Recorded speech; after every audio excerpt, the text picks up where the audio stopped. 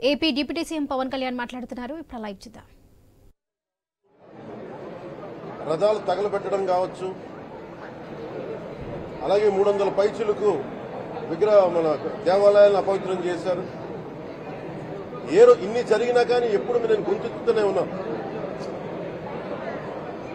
ఆ రోజు రామతీర్థం సమయంలో కూడా రాముల వారి విగ్రహాన్ని తల నరికేస్తే అర్చకులు దాన్ని రాముల వారి విగ్రహాన్ని ఇలా పట్టుకొని ఆయన బాధపడుతూ ఉంటే ఆ రోజు కూడా నేను తెలియజేశాను. ఆ రోజు కూడా అందరూ ఏకం కావాలి.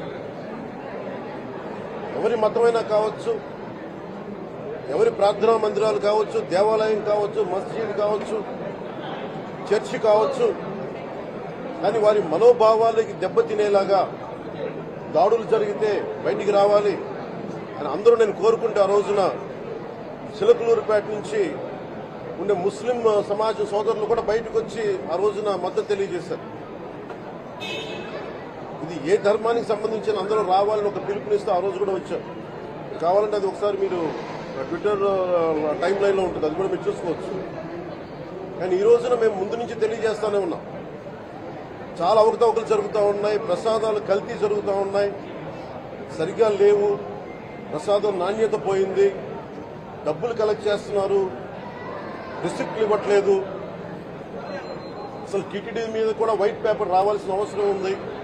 ఇవన్నీ కూడా మేము చాలాసార్లు అనుకుంటా ఉన్నాం.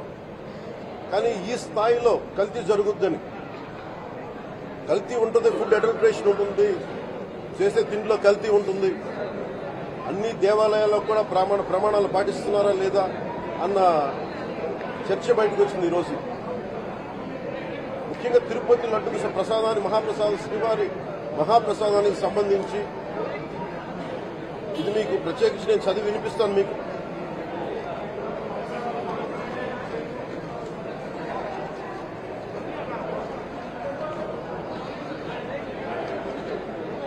ఈ రిపోర్ట్ ప్రత్యేకించి centre for analysis and learning in livestock and food of the national dairy development board వారికి శాంపుల్స్ పంపించాం. పంపిస్తే ఇది వాళ్ళు తెలియజేసింది స్టాండర్డ్ వాల్యూ లిమిట్స్ ఎలా ఉండాలి అని వాళ్ళు చెప్పారు. ఏం చెప్పారంటే pure milk fat shall have a reading between 95.68 to 104.32, but all these samples had values around 20, which means the ghee is highly adulterated. దాని సబ్సిక్వెంట్ టేబుల్లో సహజంగా నెయ్యిలో కల్తీ వ్యాపారులు కల్తీ చేసేది ప్లాంట్ బేస్డ్ కల్తీ జరుగుతూ ఉంటుంది. అదే తప్పు. అలాంటిది దీంట్లో ప్రత్యేకించి తెలియజేసింది సోయాబీన్ ఉంది, sunflower, olive oil, rapeseed, linseed, wheat germ, maize germ, cotton seed, coconut, palm ఆయిల్తో పాటు fish oil, beef tallow, lard. Fish oil మీకు తెలిసిందే, చేప నుంచి ఎక్స్ట్రాక్ట్ చేసిన నూనె. బీఫ్ టాలో అంటే మనకి పశువు సంబంధించిన కొవ్వు. అలాగే లాడ్ అంటే మనకి మన పందికి సంబంధించిన కొవ్వుని. ఇవి ఎక్కువ ఉన్నాయి.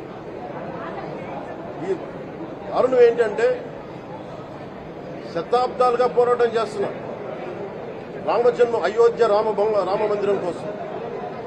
దానికి కూడా వీళ్ళు 1,00,000 లడ్లు ఇలా బీఫ్ తోటి, పిగ్ ఫ్యాట్ తోటి,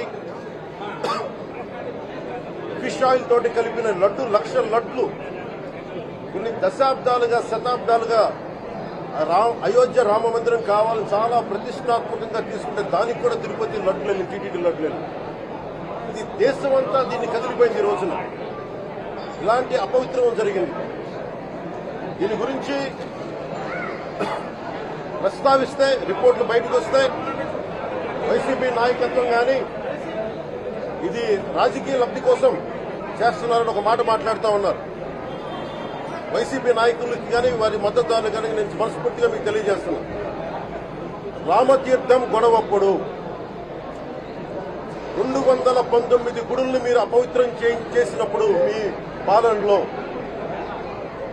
ఒక సగటు హిందువుగా నేను గొంతెత్తి పోరాటం చేయాలి అంటే రోడ్ల మీదకి ఆ రోజే వచ్చామని గుర్తుపెట్టుకోండి. ఆ రోజు కూడా రామతీర్థం రాముల వారి విగ్రహాన్ని మీరు నరికేసి అర్చకులు చేతులు పట్టుకున్నప్పుడు చాలా బాగుంది.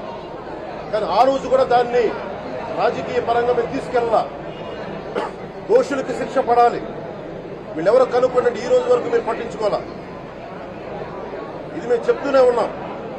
నిజంగా చెయ్యాలంటే ఈ ప్రస్తావన ఎందుకు తీసుకొస్తున్నానంటే సమాజంలో అస్థిరత లేదంటే డిస్హార్మనీ క్రియేట్ చేయడానికి మేము లేము ఇక్కడ. కానీ తప్పు జరుగుతుంటే, దాడులు జరుగుతూ ఉంటే, అపవిత్రం చేసుకుంటా వెళ్ళిపోతే చూస్తూ ఎవరు కూర్చోం. తప్పు, అది కూడా తప్పు అవుద్ది. ఫండమెంటల్ కాన్స్టిట్యూషనల్ ఫండమెంటల్ ఇది. ప్రతి వ్యక్తికి వారి ధర్మాన్ని ఆచరించే హక్కు ఉంది. ఎవరన్నా వచ్చి ఆ ధర్మాన్ని పాడు చేసే హక్కు ఎవరికీ లేదు. ఇట్స్ ఎ ఫండమెంటల్ రైట్ ఇది. ఇలాంటి స్థాయిలో ఈ రిపోర్ట్ బయటకు వచ్చినప్పుడు ఏం చెప్పుండాల్సింది గత ముఖ్యమంత్రి గారు? నేను ఏ రోజు కూడా మీరు చూశారు, ఇది ప్రభుత్వం, మన కొత్త ప్రభుత్వంలోకి వచ్చాం, ఇది వెండెట్టా ప్రభుత్వం కాదు, ఇది పగా ప్రతీకారం ప్రభుత్వం కాదు ఇది. కానీ తప్పు జరుగుతుంటే మటుకు చేతులు కట్టుకొని చూసే ప్రభుత్వం కూడా కాదు. మీకు చాలా పకడ్బందీగా తెలియజేస్తున్నాను ఈ విషయం. అలాంటిది నా మీద ఎన్నో మాట్లాడినా మేము ఎప్పుడు మాట్లాడలా. రామతీర్థం గురించి జరిగినప్పుడు కూడా మేము మాట్లాడలా. కానీ ఈ రోజున రిపీట్ అయిపోతున్నాయి మిస్టేక్స్.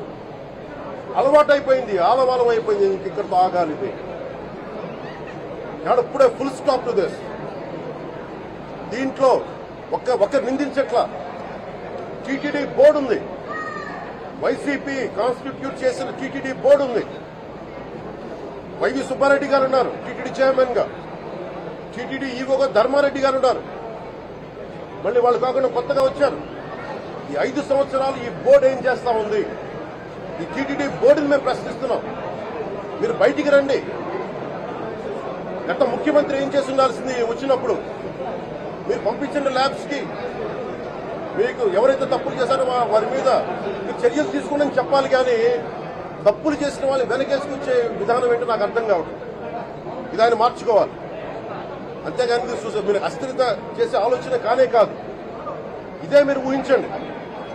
ఇక ఏ ధర్మం మీదైనా సరే ఇలాంటి అపవిత్రం ఒక చర్చి మీద జరిగినా, ఒక మస్జిద్ మీద జరిగినా దేశం అల్లకల్లోలం చేసేస్తారు. ప్రపంచం అంతా మాట్లాడతారు. గ్లోబల్ న్యూస్ అయిపోద్ది. కానీ దేశంలో కోట్లాది మంది హిందువులు అపవిత్రమైతే, ఈ ప్రసాదం అపవిత్రమైతే ఒక్కరు కూడా మాట్లాడకూడదు. ఇది సెక్యులర్ వ్యవస్థకు విఘాతం అంటే హిందువులకి మనోభావాలు ఉండవా? ఇది ఒక్కరు నిందించట్లా. అసలు మీరు ప్రస్తావన చేయకూడదు, ఇది తప్పు, ఇది మాట్లాడకూడదంటే ఎట్లా? ఇదే వేరే మతానికి మీరు అన్వయిస్తారా? నేను అన్ని మతాల్ని సమానంగా గౌరవించేవాడిని. ఇస్లాంని గౌరవించేవాడిని, క్రిస్టియానిటీని గౌరవించేవాళ్ళం మేమందరం. సనాతన ధర్మం అని మొత్తుకుంటున్నాం. దేనికి సనాతన ధర్మం అంటే? సనాతన ధర్మానికి ఒకరు ప్రారంభించింది కాదు. ఇది ఒక వ్యక్తి ఒక కూర్చోబెట్టి ఒకరు స్టార్ట్ చేసింది కాదు. ఇది కొన్ని వేలాది సంవత్సరాలుగా అన్ని మతాలని, అన్ని విశ్వాసాలని అలింగనం చేసుకున్న నేల ఇది. అలాంటి విశ్వాసాలకి దగ్గర తీసుకున్న ఈ నేల మీద ఇలాంటి అపవిత్రం జరిగితే, రిపీటెడ్ గా జరిగితే, ఒకసారి కాదు 2 సార్లు కాదు, రిపీటెడ్ గా జరిగితే ఇప్పుడు కూడా మాట్లాడకూడదంటే అది తప్పు చేసిన వాళ్ళం అవుతాం మేము. దోషులకి శిక్ష పడాలి. ఫుడ్ అడల్టరేషన్ ఇది మేము కాదంటలా. టీటీడీ బోర్డు టీటీడీ బోర్డు బాధ్యత తీసుకోవాలి.